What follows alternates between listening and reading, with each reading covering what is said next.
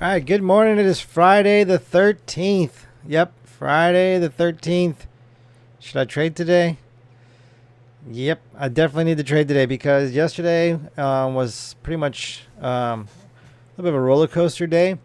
And looking at my system, the last couple days actually been a little bit on the rough side. I usually don't have that many days in a row like that, so today could be a really good day. So definitely want to jump in today and jump in with a little bit bigger size today, sizing up just for today because the probabilities are way high in my favor. So definitely going to do that. So right here now we're looking at the dashboard of Topstep for my live account. 63 days complete, 79% winning because of that losing day yesterday. And my stats are starting to normal out a little bit more down here. If I just go the E-mini Dow, which is mostly what I'm trading, you can see what I got down there. $200 average winning trade, 68% winning trades, and average losing trade $319. And again, skewed because some of my winning trades are so small that like $20 or $10 that it brings that average down. So live account right now sitting at $5,212. I'd like to keep that above that 5,000 marker and keep this thing going. Still in trader rehab. Needs to get above 7,000 before I can be out of trader rehab and really start scaling up and start doing like $1,000 a trade or more. So we'll see. We'll see how long it takes to get there. All right, so new 50K NQ, number 5, I believe we're on. Currently sitting at $50,634. So about $2,400 more, and I'll get this thing passed. We'll see. Today I'm going to go kind of big on it today, so we'll maybe make $1,000 today on this count, and then I'll be halfway there. But yeah, we'll have to see what the market gives me. Hopefully it's a pretty easy morning, and we can get that money. All right, buddy. See you on the next trade. All right, here we are, morning session of Friday the 13th. Market's getting ready to open. Order filled. Okay, just bought 2 contracts. Order submitted. Just looking for a run back up to the top here. Oh, whoa, whoa. Keep going up. What are you doing? Wrong direction. Looking at the 1-minute candle right now. Okay, capturing some bonus money. Order filled. All right, out of that trade with some bonus money. So $681. I will take my $681. NQ. Order submitted. Gonna short, take a quick scalp on Order this. canceled. Oh, I shouldn't do it. I Stop shouldn't do it. filled. Oh, what are you doing, Eric? Man, I was too slow for that. Too slow for that trade. There was money to be made there. Now I have to wait for the next setup. Gave back part of my day already. Order submitted. Okay, gonna get back in short if it wants to come back down. That was that news candle right there. I already blew my casino account just like that. All right, would have been a great trade right here. Just unfortunately went up fast before it went down, and I tried to juggle 2 accounts, and I was late trying to get back in. Looking at my other monitor, and then coming back to this one, and yeah, it was just a mess. Gave back part of today's profit. Still green on the day. Still got a potential trade right here to set up, and if I'll trade out today, make a little bit more, and then we'll call it once there's no more trades. 10:30 is when I'd like to be done. Order submitted. Okay, back in a trade with my NQ combine. The news candle got me. I should have just avoided that news candle altogether. A little anomalies like that in the market can do weird things, so I should have just avoided it. All right, I'm going to get stopped out here. All right, I'll be out looking for the next trade. Stop filled. Okay. Order submitted. All right, I'm going to get long, speed bump it. Okay, looks like it's going to break above. I'll add to my position, and once this candle closes in 6 seconds, if it stays up here. Okay. Order filled. Jumped in, added to my position. Come on, NQ. Nice big move. Make it easy here. Let me put that up there so I can squeeze some more out potentially. All right, so I think what I'm going to do, if I get the opportunities, I'm going to move my stop up here and lock in the $300 or so for the day once it gets up there. And just lock that in, and if anything, I'll just call it a day. Again, I don't have to be in a hurry to pass this combine. Even though I feel like I want to be in a hurry, I need to remind myself that I'm not in a hurry to pass this combine. Should have just took my 600 and called it a day. Hopefully it doesn't have a deep retrace on the next 5-minute candle, or I might get stopped out. Here we go. New 5-minute candle open. Okay, a little retrace. Hopefully that's all it is. That's about a halfway retrace right there of the 5-minute candle. All right, gonna get jacked up this morning, it looks like.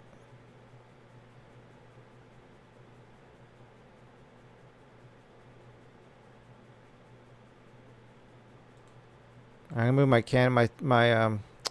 my stop to the bottom of that 5-minute candle, which is about down here. 7.2, yeah. So it's got to break that 5-minute candle before it to stop me out. I may retrace this whole thing. Could still have a nice uptrend here. I'll show you.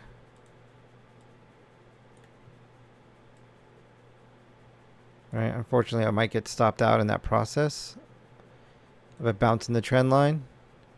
If we can hold on a few more candles, should be good. And we got a high, higher low, higher high. Looking for a higher low into this target here.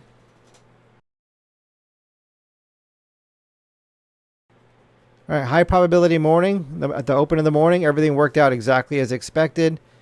And I should have just took that 600 and called it a weekend, right? But then I'm like, oh, I got greedy. I'm like, oh, you know, a couple $100 more and I'll be halfway there. I'm not in a hurry. I got to remind myself, don't be in a hurry. You have 30 days before rebuild. Just chill out. Even if you plug away 150 bucks a day, you're trading, you're practicing, and you can pass the combine by the time you get rebuild. And $600 a day gives me, you know, if I only risked around $100 a trade after that, go to the micros, that's like 6 losing days if I took one trade a day. Like, I'd be in a great spot. So I need to just be smart, a little more smart about my trades, not be in such a hurry.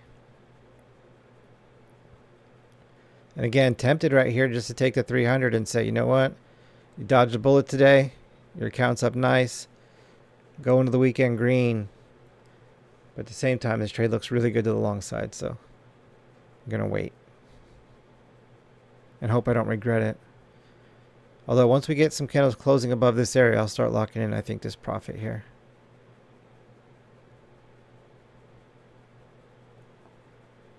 I don't like how it's starting to form up a major resistance area. All right, I'm going to get stopped out. Man, I should have took that 300. Order submitted. All right, there we go. And DLL for the day. DLL on both accounts. Well, my casino doesn't matter, but DLL on this account, that's, I mean, I was up 600. I went to, man, started the day up $600. Now I'm going to go into the weekend with a DLL closing $1,130 down. That's a $1,700, $1,800 swing. Should have just took my, see, like I said, I don't think I can hold this support area. So take my 300 off, right? Switch over to the micros. Get back in the trade. That would have been the right call. But I dum-dummed it today, traders. Dum-dummed it today. And that's, you know, that's what happens. And that's why I'm in the combines with doing this stuff here. And I'm trading my live account quite differently. Quite differently in the live account. Very schizophrenic over there. It's slower. More of a structured trading where set it, forget it. You know, everything is a lot more structured. This is a combination of structured with some discretion in it, and my discretion is failing me. So I might have to switch this to just be completely robotic structured trading, in and out. Very boring, but that's what works for me in my live account.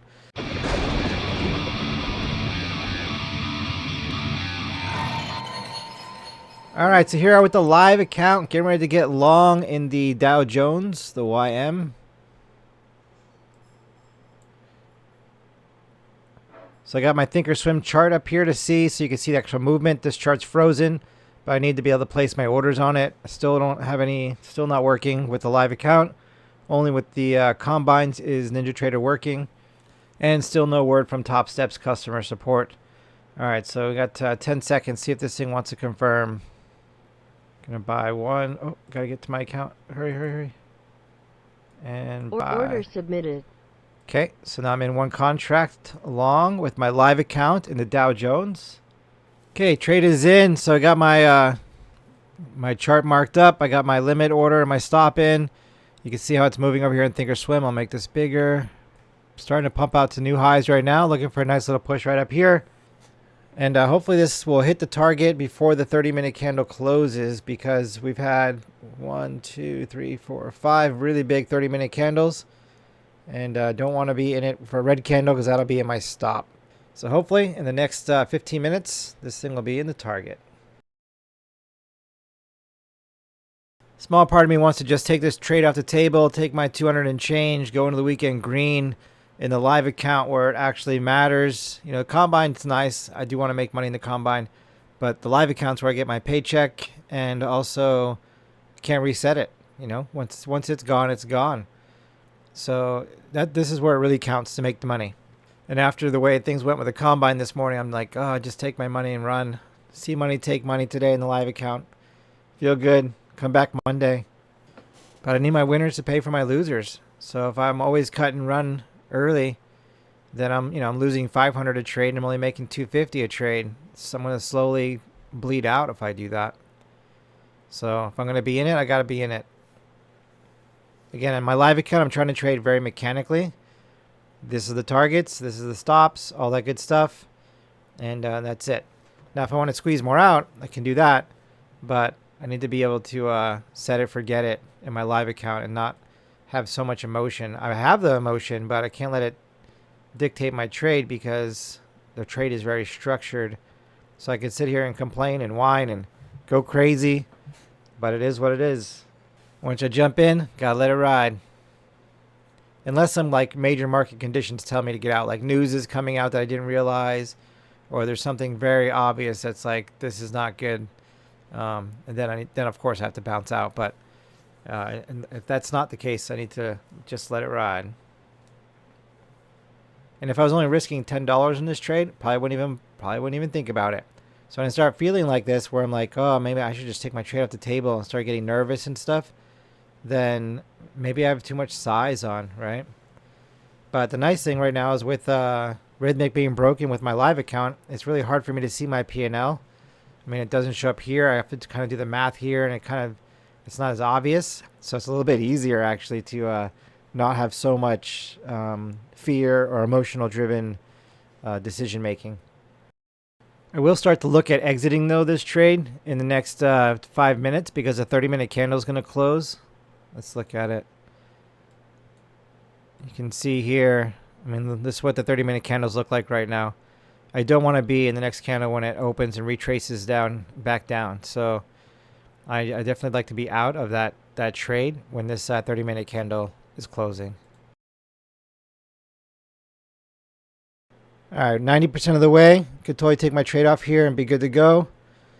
Let's see if it wants to hit the target. All right, going to hit the target, it looks like. No, maybe not. Order filled. All right, I took the trade off the table. 90%, 99% of the way there. I'd hate to miss it by $1. Look at that. With the new 30-minute candle is going to close soon. And when all candles close, a lot of them like to leave wicks and tails. Well, how does it leave a wick? Because it goes back down before it closes. So I don't want to overstay my welcome. And then let's go over the 30, which is really where my concern is. Right? So it pretty much hits my target right there. And then it's going to close in 5 minutes. So is it going to retrace back down and create a wick like you see in most of these candles before it? Not all of them, but most of them. Probability says it is. And then once this candle closes, is it then going to put a red candle in? It hasn't had a red candle in a while. Or is it going to have a big retrace first? You know, and then next thing you know, that retrace ever goes back up. It turns into a red candle. And then the trade starts changing, right? So I'm happy to be out of this trade. Just shy of that target. All good. Going to the weekend green, the live account where it counts, right? And this is where I need to make the money. This is where I get paid. So this is the more important spot. It looks like I made about $400 on that trade after commissions. So pretty sweet. I'll take it.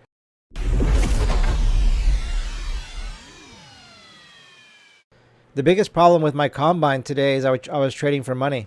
Instead of just, I started off trading the system, and then I decided to trade for money. I looked at that, man, I'm $200 away from being halfway there. It's just $200, which, if I actually followed the rules of my system and switched over to the micros and all that stuff, I probably would have been fine. I probably would have made that $200. But I got dumb, traded for money, and got punished for it. It's a little harder for me to be disciplined in the combines. It's kind of like you have two kind of traders. when you get into a simulator, you have traders that do better in a simulator because there's less pressure. So it's a lot easier for them to just go in and do the thing, right? I hear so many times on the internet, simulator trading is, not realistic because there's no pressure and all that stuff. Well, if you're a trader who does bad under pressure, then yes, a simulator is going to be a lot easier for you. There's no pressure. But some traders need that pressure in order to be focused and to not make those decisions. Like when I'm in a simulator, it's like, you know what? I'll just let it ride. I just let it ride because there's no consequence. It doesn't really matter.